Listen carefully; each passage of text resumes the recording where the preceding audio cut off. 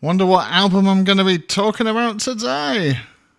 You had a few things drop today, like the Kalela album and the She's Green album. Albums you may enjoy more than I did, but I always knew it was going to be this today. Now, normally I start these videos off with a warning to my regular viewers that this video will contain a fair amount of bias compared to my other videos. 13 humans were thanked on the original release of this album, and yes, I'm afraid I was one of them. I am Crazy Ed, if you couldn't tell, or English Ed on my old YouTube channel. You can see all that stuff on my Instagram now, though, if you want. Alright, it's me, back again, and it gives me weird pleasure to draw your attention to the new, old Bring Me the Horizon album, Count Your Blessings Repented.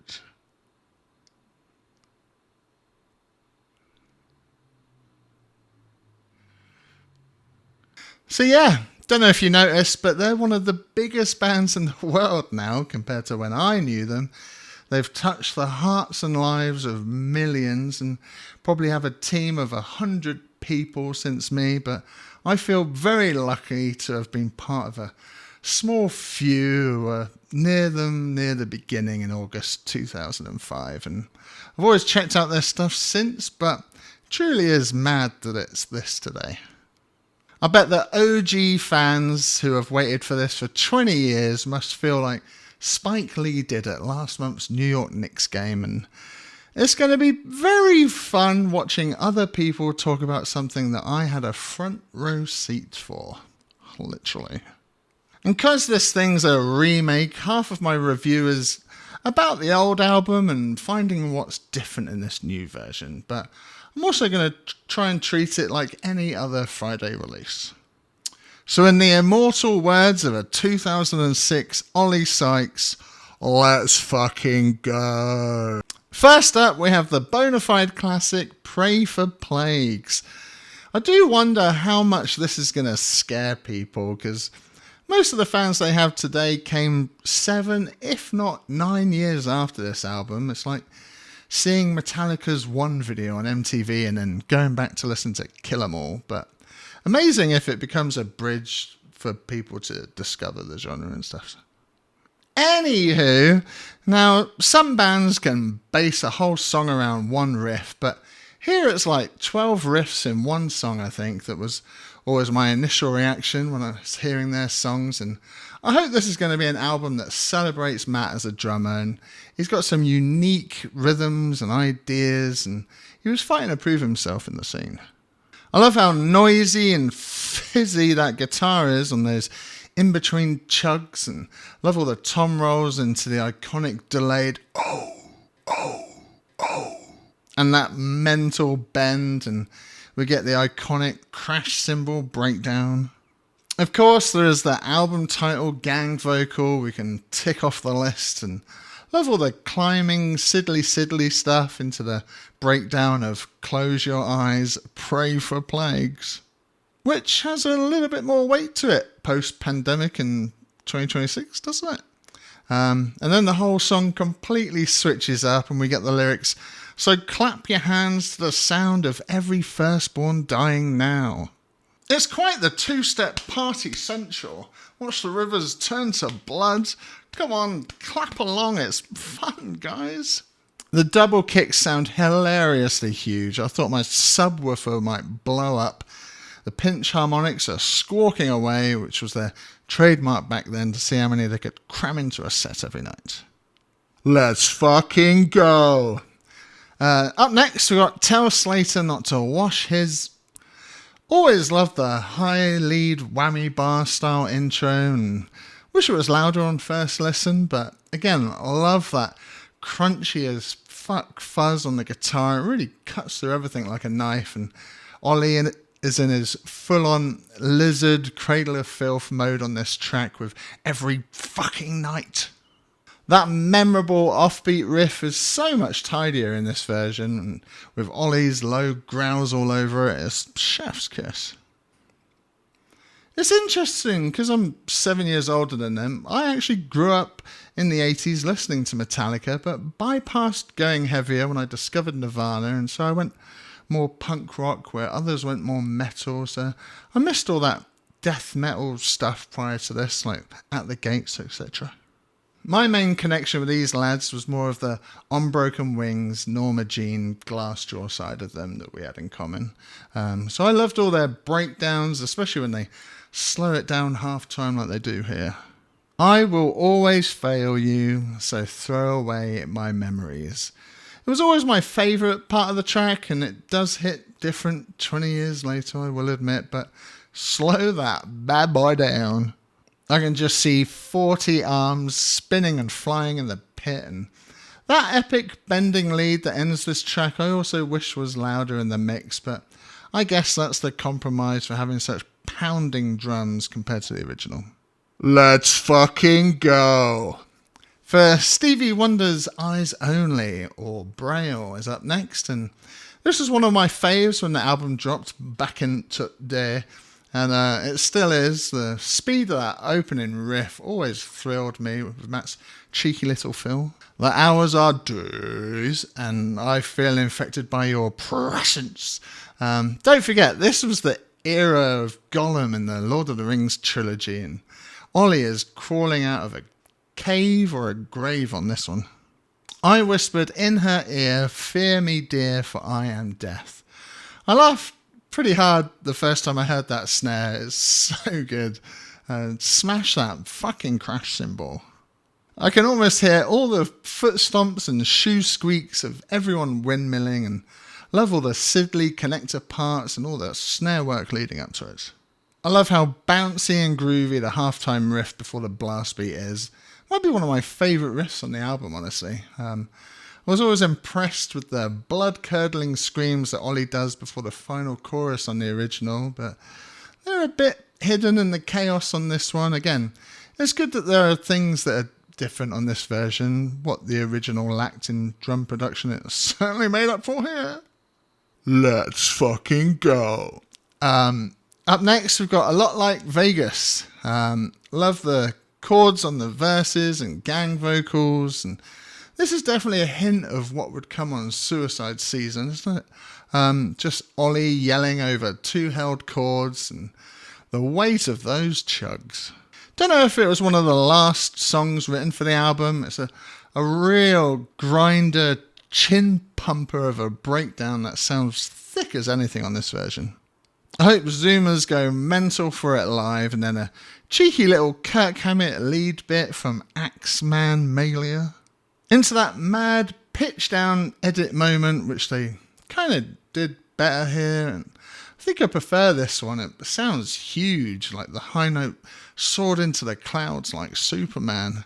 It's a shame it's a short track, sadly. Wish it was longer. Let's fucking go. Up next, Black and Blue, which is probably what I'll be at some point. The first remake we got from the album.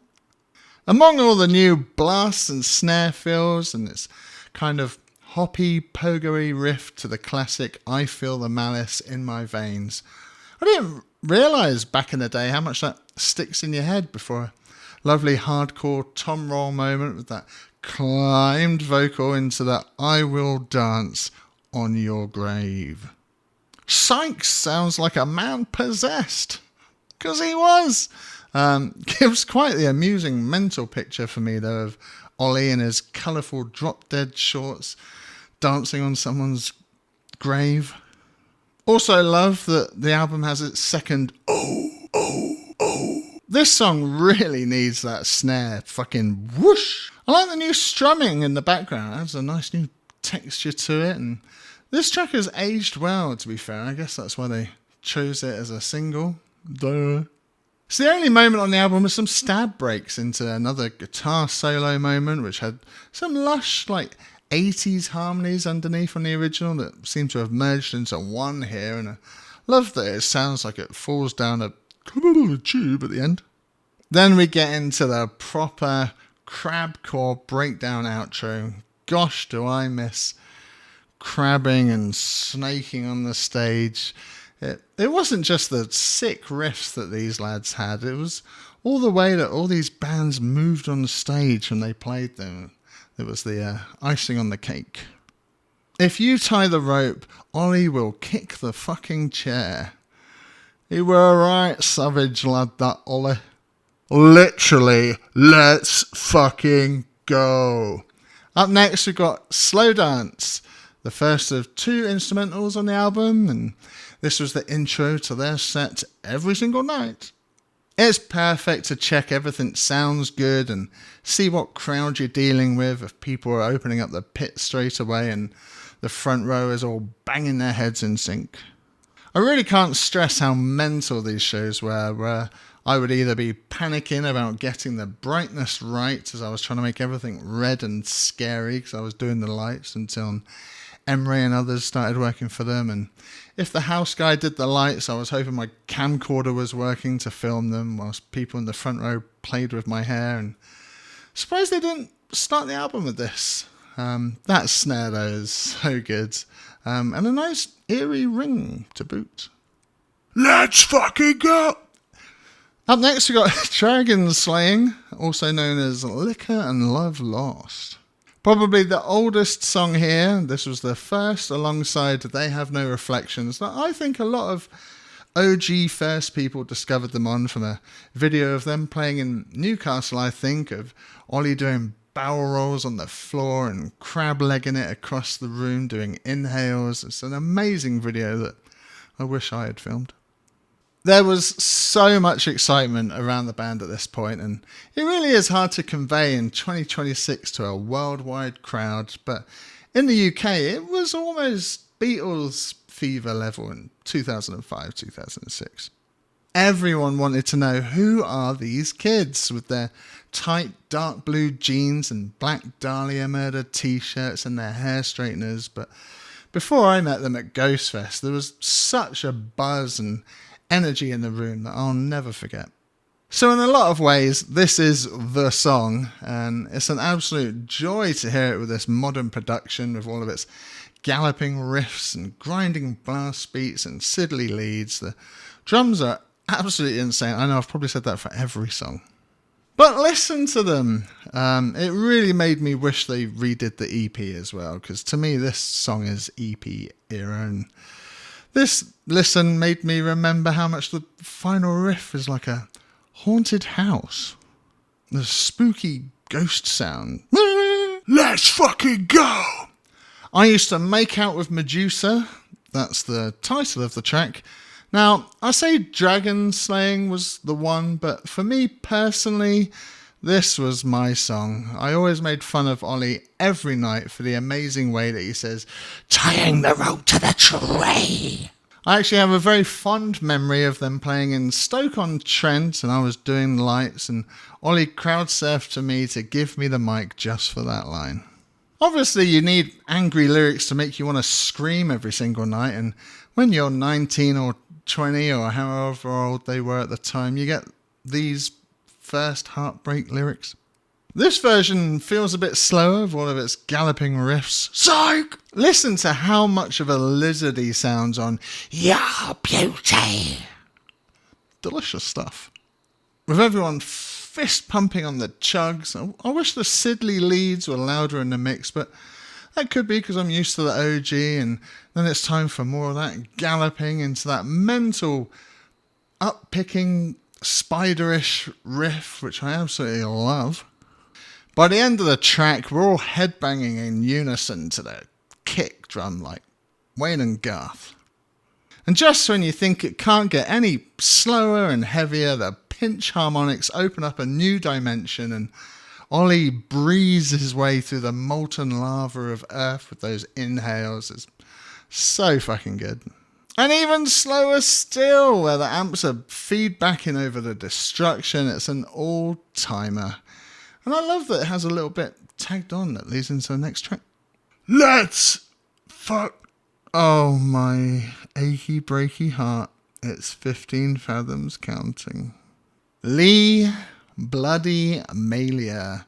He is the heart of Bmth for me. The melody man. If he can't write it, nobody can. And playing in his little deathcore band, but obsessed with Mike Kinsella from American Football and Owen, and not bad for a wee lad from Sheffield, so I'm so glad that this acoustic track is on the album to show that side of him.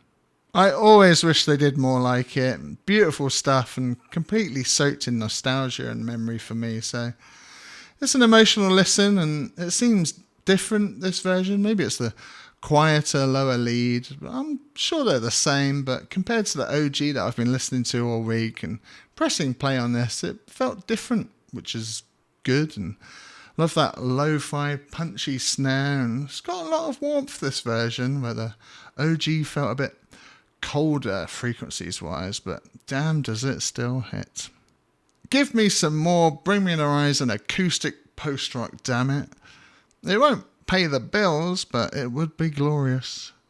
Let's fucking go! Up next is Off the Heeze. The smashing drums are mental, puts the brute in brutal, and it's a very gallopy chorus for This Is My Revenge. I love that they still did the Jun Jun Jun gangs, which was how everyone would describe a riff back in the day, and that panned top E string phase slide is insane with the I feel so fucking dead. Ollie was like witnessing a manic zombie in a public space, very unsettling and frantic in the undead sense, both lyrically and with his screams, and I can't stress how exciting they were when they started. It was like witnessing a human that had never existed before. I will say that could be because I'd never been exposed to a Cradle of Filth concert before this, and which I think is what brought all these different fan bases to the band musically for such a big reaction. They ticked all sorts of genre boxes, and that's before the Image, etc. So all this undead stuff was in the air at the time, though, with bands like Send More Paramedics. The two-step riff on this thing is mental. It's super Sidley, like most riffs on this album, but turned up to 11, and Matt giving it some on the old kick drums with a big instrumental section outro of these two wielding guitar swordsmen into a tiny contemplative piano outro. Makes you wonder what the album would have been like with a piano throughout it all. That gives the album an interesting closing note compared to if 15 Fathoms was the end, and makes me want to make a playlist of my own order and also take note of the length of these songs. This is clear evidence of pre-TikTok patience. One last time.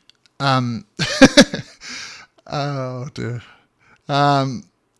Last bonus song for the repented version of the album, Dehumanize. Keeping the same blueprint as all the other songs intact with blast beats, galloping riffs. Dehumanized is going to be a big pass the mic kind of a chorus. Again, the middle is super bouncy with its endless double kick grinding drums and Ollie's lizard vocals on Send Me to the Abattoir.